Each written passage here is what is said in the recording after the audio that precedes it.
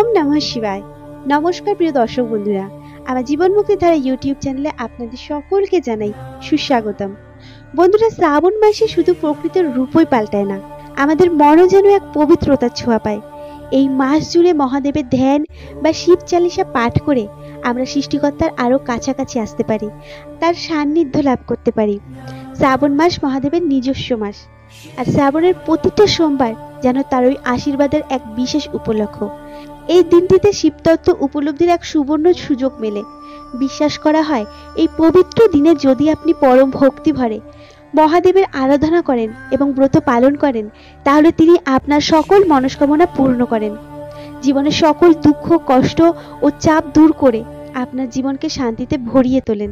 শুধু উপবাস রাখলেই হবে না, শ্রাবণ সোমবারের ব্রতকথা পাঠ করাও সমান জরুরি। শ্রাবণ সোমবারের উপবাসে ব্রতকথা পাঠের গুরুত্ব অপরিসীম। বিশ্বাস করা হয় যে ভগবান শিবকে দুধ দই ঘি মধু ও গঙ্গার জল দিয়ে অভিষেক ও পূজার পর শ্রাবণ সোমবারের উপবাস গল্প পাঠ করলে তবেই উপবাসের সম্পূর্ণ ফল মেলে। এই কারণে শ্রাবণ সোমবারের উপবাসে ব্রতকথা পাঠ করা অত্যন্ত জরুরি। এই ব্রতকথা পাঠের মাধ্যমেই আপনি আপনার উপবাসে পূর্ণ ফল লাভ করবেন। তাহলে চলুন জেনে নেওয়া যাক শ্রাবণ সোমবারের সেই পবিত্র ব্রতকথা। একদা মহাদেব ও দেবী পার্বতী মর্তলোকে বিচরণের সংকল্প করলেন। তাদের এই পুণ্যময় যাত্রাপথে তারা এসে পৌঁছলেন বিদর্ভের এক সুরম্য নগরী অমরাবতীতে। এ যেন স্বর্গ মর্তে নেমে এসেছে। অমরাবতী ছিল সকল প্রকার আনন্দ আর ঐশ্বর্যে পরিপূর্ণ। সেখানেই ছিল মহারাজা কর্তৃক নির্মিত মহাদেবের এক অতি বিশাল ও সুন্দর মন্দির। ভগবান শঙ্কর তার প্রাণপ্রিয় পার্বতীকে নিয়ে সেই মন্দিরে বসবাস শুরু করলেন। একদিন মহাদেবকে প্রসন্ন দেখে দেবী পার্বতী মধুর স্বরে বললেন, হে প্রভু, আজ আমরা দুজনেই চৌনরস খেলব। মহাদেব তার প্রিয়ার প্রস্তাবে সানন্দে সম্মতি জানালেন এবং তারা চৌনরস খেলায় মত্ত হলেন। ঠিক সেই সময় মন্দিরের পুরোহিত পূজার জন্য সেখানে উপস্থিত হলেন। দেবী পার্বতী কৌতুক ভরে পুরোহিতকে জিজ্ঞাসা করলেন, হে পূজারী, বলুন তো আমাদের দুজনের মধ্যে কে এই খেলায় জয়ী হবে? পুরোহিত বিন্দুমাত্র চিন্তা না করে স্তরিত উত্তর দিলেন, নিশ্চয়ই মহাদেব জয়ী হবেন। কিছুক্ষণ পরেই খেলা শেষ হলো এবং দেখা গেল দেবী পার্বতী জয়লাভ করেছেন।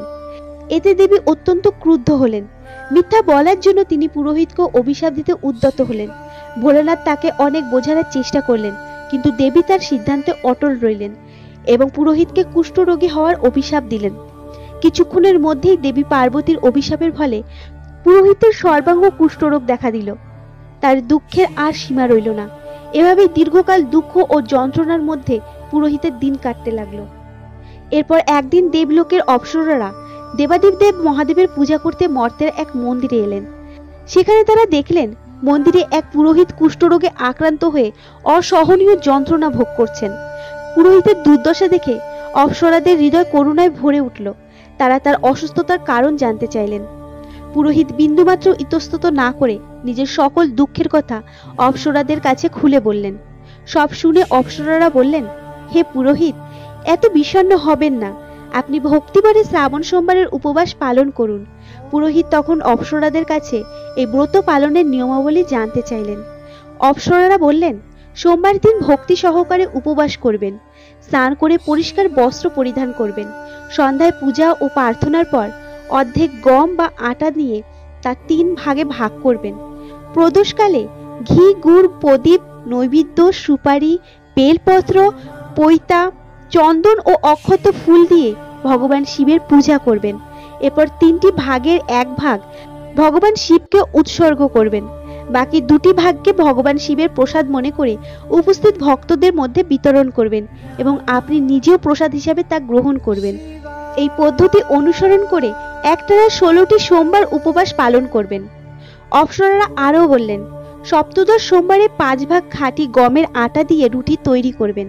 সেই রুটির সাথে ঘি ও গুড় মিশিয়ে সুস্বাদু চুরমা প্রস্তুত করবেন। এই চুরমা ভোলানাথকে নিবেদন করার পর উপস্থিত ভক্তদের মধ্যে বিতরণ করবেন। এরপর আপনার পরিবারের সাথে প্রসাদ গ্রহণ করলে ভগবান শিবের কৃপায় আপনার সমস্ত মনস্কামনা পূর্ণ হবে। এই কথাগুলো বলেই অপ্সরারা স্বর্গের দিকে প্রস্থান করলেন। মন্দিরে ব্রাহ্মণ নিষ্ঠার সাথে 16 সোমবার ব্রত পালন করলেন। মহাদেবের কৃপায় তিনি শুধু রোগমুক্তই হলেন না, এক নতুন আনন্দময় জীবনেরও অধিকারী হলেন। দিন কয়েক পর শিব ও পার্বতী যখন আবার সেই মন্দিরে এলেন, ব্রাহ্মণের সুস্থতা দেখে পার্বতী অত্যন্ত বিস্মিত হলেন। তিনি ব্রাহ্মণের কাছে তার আরোগ্য লাভের রহস্য জানতে চাইলেন। ব্রাহ্মণ তখন সবিস্তারে বর্ণনা করলেন ষোড়শ সোমবার ব্রত পালনের অলৌকিক কাহিনী। সব শুনে পার্বতী দেবী অত্যন্ত প্রসন্ন হলেন এবং ব্রত পালনের পদ্ধতি সম্পর্কে জিজ্ঞাসা করে নিজেও এই ব্রত পালনের উদ্যোগী হলেন। পার্বতী দেবীর ব্রত পালনের ফলও মিলল অপ্রত্যাশিতভাবে। তার ক্রুদ্ধ পুত্র কার্তিকেয়, যিনি আগে মায়ের প্রতি বিরূপ ছিলেন, হঠাৎ করেই বাধ্য ও বিনীত হয়ে উঠলেন। কার্তিকেয় নিজের আচরণের এই আকস্মিক পরিবর্তনে বিস্মিত হয়ে মাকে জিজ্ঞাসা করলেন, হে মা, তুমি এমন কি প্রতিকার অবলম্বন করেছ যে আমি তোমার প্রতি এমন বিনীত হয়ে পড়েছি? উত্তরে দেবী পার্বতীও তাকে ষোড়শ সোমবার ব্রতের সেই একই মহিমান্বিত কাহিনী শোনালেন। তখন কার্তিকেয় 16 সোমবার ব্রতের সংকল্প নিলেন। তার প্রিয় বন্ধু ব্রাহ্মণ অত্যন্ত দুঃখিত হয়ে বিদেশ গেছে এবং কার্তিকেয় তার বন্ধুর সান্নিধ্যের তীব্র আকাঙ্ক্ষায় বিচলিত ছিলেন। নিষ্ঠা ভরে এই ব্রত পালন করার ফলস্বরূপ কার্তিকেয় অপ্রত্যাশিতভাবে তার বন্ধুর দেখা পেলেন। পুনর্মিলনের কারণ জানতে চাইলে কার্তিকেয় জানালেন, হে বন্ধু, তোমার সাথে দেখা করার একান্ত ইচ্ছাতেই আমি এই 16 সোমবার ব্রত পালন করেছি। এদিকে সেই ব্রাহ্মণ বন্ধু নিজের বিবাহ নিয়ে গভীর চিন্তায় নিমগ্ন ছিলেন। কার্তিকেয়র মুখে 16 সোমবার ব্রতের মাহাত্ম্য শুনে তিনি এর পদ্ধতি সম্পর্কে জানতে চাইলেন এবং নিজেও সেই ব্রত পালনের সিদ্ধান্ত নিলেন। উপবাসের প্রভাবে এক অলৌকিক ঘটনা ঘটল। কাজের সূত্রে যখন তিনি বিদেশ যাত্রা করেন, ঠিক তখনই সেখানে রাজার কন্যার স্বয়ম্বর অনুষ্ঠিত হচ্ছিল। রাজা প্রতিজ্ঞা করেছিলেন যে তার প্রিয় কন্যাকে তিনি সেই রাজপুত্রের সাথেই বিবাহ দেবেন যার গলায় সুসজ্জিত হস্তিনী স্বয়ং মাল্যদান করবে। ভগবান শিবের কৃপায় সেই ব্রাহ্মণ স্বয়ম্বর দেখার কৌতূহলে রাজসভার এক কোণে বসেছিলেন।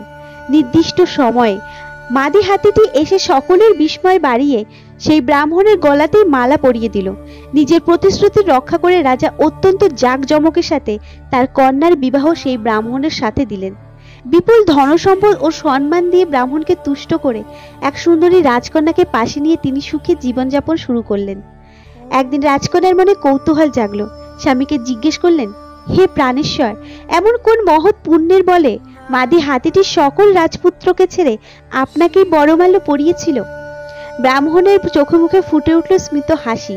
তিনি সহাস্যে বললেন, হে প্রিয়ে, এসবই আমার পরম সুহৃদ কার্তিকেয়জির পরামর্শে 16টি সোমবার নিষ্ঠাভরে উপবাস করার ফল। সেই পুণ্যেই আমি তোমার মতো রূপে গুণে অতুলনীয় পত্নী লাভ করেছি। স্বামী মুখে এই অলৌকিক উপবাসের মহিমা শুনে রাজকুমারী বিস্ময়ে অভিভূত হলেন। তার অন্তরেও পুত্র লাভের গভীর আকাঙ্ক্ষা অঙ্কুরিত হলো। তিনিও সংকল্প করলেন এই 16 সোমবার ব্রত পালন করবেন। দেবাদিদেব মহাদেবের অসীম কৃপায় অচিরে তার গর্ভে জন্ম নিল এক পরম সুন্দর, সদাচারী, ধর্মপ্রাণ ও জ্ঞানবান পুত্র।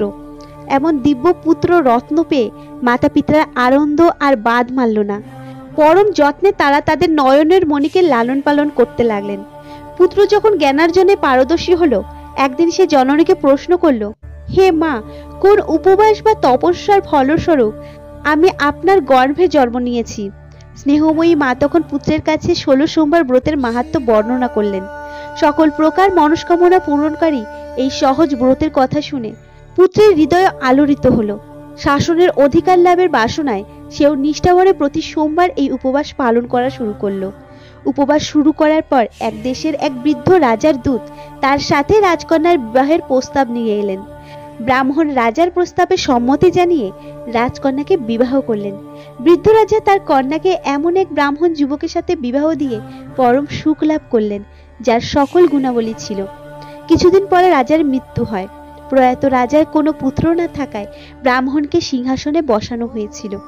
রাজ্যের উত্তরাধিকারী হওয়া সত্ত্বেও এই ব্রাহ্মণ পুত্র 16 সোমবার ব্রত করেই চললেন। যখন সপ্তদশ সোমবার এলো, ব্রাহ্মণের পুত্র তার স্ত্রীকে পূজার সামগ্রী নিয়ে শিব মন্দিরে শিব পূজার জন্য ডেকে পাঠালেন, কিন্তু তার স্ত্রী তার আদেশের কোনো ভ্রুক্ষেপ করলেন না। তিনি ভৃত্যদের মাধ্যমে সমস্ত উপাদান শিব মন্দিরে পাঠিয়ে দিলেন, কিন্তু নিজে গেলেন না। রাজা ভক্তিভরে দেবাদিদেব মহাদেবের আরাধনা সম্পন্ন করলেন। পুজোর রেশ কাটতে না কাটতেই এক অলৌকিক ঘটনা ঘটল। হঠাৎই আকাশবাণী হলো, হে মহারাজ, অবিলম্বে আপনার রানীকে প্রাসাদ থেকে বহিষ্কার করুন। অন্যথায় তিনি আপনার বিনাশের কারণ হবেন। অভাবনীয় এক দৈববাণীতে রাজা হতবাক হয়ে গেলেন। বিস্ময় আর গভীর উদ্বেগ নিয়ে তিনি সভাকক্ষে প্রবেশ করলেন। সমস্ত সভাসদকে ডেকে রাজা জানালেন সেই আকস্মিক নির্দেশ। আজ আমি সাক্ষাৎ মহাদেবের কণ্ঠস্বর শুনেছি। তিনি আদেশ করেছেন রানীকে রাজ্য থেকে বিতাড়িত করতে, নতুবা আমার সর্বনাশ অনিবার্য। রাজার কথা শুনে মন্ত্রী ও সভাসদরা হতভম্ব হয়ে গেলেন। তাদের মনে কেবলই প্রশ্ন, এ কি করে সম্ভব? যে রানীর হাত ধরে রাজা সিংহাসনে আরোহণ করেছেন, এই সমৃদ্ধ রাজ্য লাভ করেছেন, আজ তাকেই নির্বাসিত করার কথা বলছেন রাজা। তাদের চোখে মুখে ফুটে উঠল অবিশ্বাস আর গভীর বিষাদের ছায়া। কিন্তু রাজার মনে কোনো সংশয় ছিল না। মহাদেবের আদেশ অমান্য করার কথা তিনি ভাবতেও পারেন না। সকল মন্ত্রণা উপেক্ষা করে তিনি তার প্রিয়তমা স্ত্রীকে প্রাসাদ থেকে বের করে দিলেন। রানী গভীর দুঃখে নিমজ্জিত হয়ে ভগ্ন হৃদয়ে নিয়তিকে অভিশাপ দিতে দিতে রাজ্য ছেড়ে বেরিয়ে এলেন। তার পায়ে ছিল না জুতো, পরনে ছিল জীর্ণ বস্ত্র, আর ক্ষুধা তাকে কুড়ে কুড়ে খাচ্ছিল। এমনই এক অভিশপ্ত মুহূর্তে তার দেখা হলো এক বৃদ্ধার সাথে, যিনি নিজের কাটা সুতো বিক্রি করতে যাচ্ছিলেন। রানীর করুণ দশা থেকে বৃদ্ধার মন গলে গেল। তিনি বললেন, এসো মা, আমাকে একটু সাহায্য করো। আমি বুড়ো মানুষ, দর দাম করতে জানি না। বৃদ্ধার কথা শুনে রানী তৎক্ষণাৎ তার মাথা থেকে সুতোর বান্ডিলটি নিজের মাথায় তুলে নিলেন। কিছু দূর যেতেই হঠাৎ এক প্রবল ঝড় উঠল। ঝোড়ো হাওয়ায় বৃদ্ধার সুতো বান্ডিলটি উড়ে গেল। অসহায় বৃদ্ধা অনুতাপে জর্জরিত হয়ে রানীকে নিজের থেকে দূরে থাকতে বললেন, যেন রানীর দুর্ভাগ্য তার জীবনেও নেমে না আসে। রানী আবারও একা হয়ে পড়লেন। এরপর তিনি এক তেলওয়ালার বাড়িতে আশ্রয় নিলেন। সেখানে মহাদেবের রোষে সমস্ত তেলের পাত্র ভেঙে চুরমার হয়ে গেল। তেলওয়ালাও রানীকে অভিশাপ দিয়ে বাড়ি থেকে বের করে দিলেন। অসংখ্য দুঃখ কষ্ট সয়ে রানী অবশেষে এক নদীর তীরে এসে পৌঁছালেন। পিপাসায় তার বুক ফেটে যাচ্ছিল। কিন্তু এ কি, নদীর সমস্ত জল শুকিয়ে কাঠ। হতাশার আর ক্লান্তি নিয়ে রানী এক বনের গভীরে প্রবেশ করলেন। সেখানে একটি হ্রদ দেখে জলের আশায় এগিয়ে গেলেন। যেই না তিনি হাত দিয়ে জল স্পর্শ করলেন, হ্রদের নীল পদ্মের মতো স্বচ্ছ জল মুহূর্তেই ঘোলা হয়ে গেল এবং অসংখ্য পোকামাকড় কিলবিল করে উঠল। রানীর দুর্ভাগ্য যেন তার পিছু ছাড়ছিল না। প্রতিটি পদক্ষেপে তা আরো তীব্রভাবে আঘাত হানছিল। রানী সেই জলই পান করে যখন গাছের শীতল ছায়া বিশ্রাম নিতে চাইলেন, তখন মুহূর্তেই সবুজের সমারোহ মিলিয়ে গেল। গাছের পাতা ঝরে পড়ল ডালাপালা থেকে। বনের এমন করুণ দশা, হ্রদ আর জলাশয়ের অস্বাভাবিক রূপ দেখে হতবাক হয়ে গেল গরুর পাল নিয়ে আসা রাখালের দল। তারা তক্ষুনি ছুটে গেল বনের মন্দিরের পুরোহিত তাদের গুরুজির কাছে। গুরুজির নির্দেশে রাখালরা রানীকে ধরে নিয়ে এলো তার সামনে। রানীর মুখমণ্ডলের উজ্জ্বলতা আর শরীরের সৌন্দর্য দেখে গুরুজি সহজেই বুঝলেন ইনি কোনো সাধারণ নারী নন, বরং নিয়তির নির্মম পরিহার শিকার হওয়া এক মহিয়সী রমণী। স্নেহমাখা কণ্ঠে পুরোহিত বললেন, কন্যা, আমি তোমাকে নিজের মেয়ের মতোই দেখব। তুমি নিশ্চিন্তে আমার আশ্রমে এখানে থাকো। আমি শপথ করছি তোমাকে কোনো কষ্ট পেতে দেব না। গুরুজির আশ্বাস বাণী শুনে রানী কিছুটা ধৈর্য ফিরে পেলেন। তিনি আশ্রমে বসবাস শুরু করলেন। কিন্তু দুর্ভাগ্যের ছায়া যেন রানীকে পিছু ছাড়ছিল না। তিনি যা রান্না করতেন তাতেই পোকা পড়ত, আর যে জল আনতেন তাও দূষিত হয়ে যেত। রানীর দুর্দশা দেখে পুরোহিত অত্যন্ত ব্যথিত হলেন। তিনি রানীকে প্রশ্ন করলেন, হে কন্যা, কোন দেবতার রোষানলে পড়ে তোমার এই দশা? রানী তখন পুরোহিতকে জানালেন যে তিনি শিবের পূজা বর্জন করেছিলেন। ভগবান শিবের মহিমা কীর্তন করে পুরোহিত রানীকে 16 সোমবার ব্রত পালনের উপদেশ দিলেন। তিনি বোঝালেন এই ব্রত সকলের মনস্কামনা পূর্ণ করে এবং এর প্রভাবে রানী নিশ্চিতভাবে এই কষ্ট থেকে মুক্তি পাবেন। পুরোহিতের কথা মতো রানী নিষ্ঠার সাথে 16 সোমবার ব্রত পালন করলেন এবং সপ্তদশ সোমবারের সমস্ত নিয়ম মেনে পূজা সম্পন্ন করলেন। এই পূজার প্রভাবেই রাজার মনে রানীর কথা উদয় হলো। তিনি ভাবলেন, রানী চলে যাওয়ার পর অনেক সময় কেটে গেছে, তাকে খুঁজে বের করা দরকার। এই ভেবে রাজা রানীর সন্ধানে চারিদিকে দ্রুত দূত পাঠালেন। দূতরা হন্যে হয়ে রানীকে খুঁজতে খুঁজতে অবশেষে এক নির্জন গুরুজির আশ্রমে এসে পৌঁছালো। সেখানে তারা রানীকে খুঁজে পেয়ে তাকে প্রাসাদে ফিরে যাওয়ার জন্য স্বনির্বন্ধ অনুরোধ জানালো। কিন্তু গুরুদেব তাদের অনুরোধ বিনয়ের সাথে প্রত্যাখ্যান করলেন। নিরাশ হয়ে দূতরা ফিরে এসে রাজাকে রানীর অবস্থান জানালেন। রানীর ঠিকানা পেয়ে রাজা আর কালো বিলম্ব না করে স্বয়ং গুরুজির আশ্রমে উপস্থিত হলেন। গুরুদেবের কাছে বিনীত নিবেদন করে রাজা বললেন, আপনার আশ্রমে যে দেবী রূপে অবস্থান করছেন তিনি আমারও স্ত্রী। মহাদেবের রোষানলে পড়ে আমি তাকে পরিত্যাগ করেছিলাম, কিন্তু ভোলানাথের কৃপায় এখন আমার ভুল ভেঙেছে। আমি তাকে ফিরিয়ে নিতে এসেছি। দয়া করে আমাকে আমার স্ত্রীকে সঙ্গে নিয়ে যাওয়ার অনুমতি দিন। রাজার কথা শুনে গুরুদেব অত্যন্ত প্রসন্ন হলেন। তিনি সানন্দে রানীকে রাজার সাথে ফিরে যাওয়ার অনুমতি দিলেন। পরম আনন্দ নিয়ে রাজা রানীকে রাজপ্রাসাদে ফিরিয়ে আনলেন। রাজার প্রত্যাবর্তনে রাজ্য জুড়ে আনন্দের ঢেউ বয়ে গেল। প্রজারা মহা উৎসাহে উৎসবে মেতে উঠল। দিকে দিকে শুরু হলো আনন্দ উল্লাস। এরপর রাজা এবং রানী দীর্ঘকাল সুখে শান্তিতে রাজত্ব করলেন। তারা নিয়মিত নিষ্ঠাভরে 16 সোমবার ব্রত পালন করলেন। অবশেষে ধর্মীয় জীবনযাপন ও পুণ্যের ফলস্বরূপ তারা দুজনেই মোক্ষ লাভ করলেন। বন্ধুরা, মহাদেবের অপার কৃপা লাভের এক অব্যর্থ উপায় হলো 16 সোমবার ব্রত। এটি শুধু একটি উপবাস নয়, ভক্তি ও বিশ্বাসের এক পবিত্র যজ্ঞ, যা নিষ্ঠা সহকারে পালন করলে জীবনের সকল মনস্কামনা পূর্ণ হয়। দেবাদিদেব মহাদেবের প্রতি যাদের অগাধ বিশ্বাস, এই ব্রত তাদের জীবনে নিয়ে আসে অভাবনীয় পরিবর্তন। যারা জীবনের সকল ক্ষেত্রে সাফল্য ও শান্তি খুঁজছেন এবং একই সাথে আধ্যাত্মিক উন্নতি লাভ করতে চান, তাদের জন্য 16 সোমবার ব্রত একটি অসাধারণ পথ। ভক্তি ও নিষ্ঠা সহকারে এই ব্রত পালন করে মহাদেবের অপার আশীর্বাদ লাভে ধন্য হন। বন্ধুরা, যদি আজকের ভিডিওটি আপনাদের ভালো লাগে তবে অবশ্যই লাইক করে দেবেন এবং শেয়ার করে অন্যদের জানার সুযোগ করে দিন। সম্পূর্ণ ভক্তি, ভালোবাসা এবং শ্রদ্ধার সঙ্গে কমেন্টে লিখুন জয় বাবা মহেশ্বর, ওম নমঃ শিবায়। বন্ধুরা, আমার এই ভিডিওটি সম্পূর্ণ শেষ পর্যন্ত দেখার জন্য আপনাদের অসংখ্য ধন্যবাদ।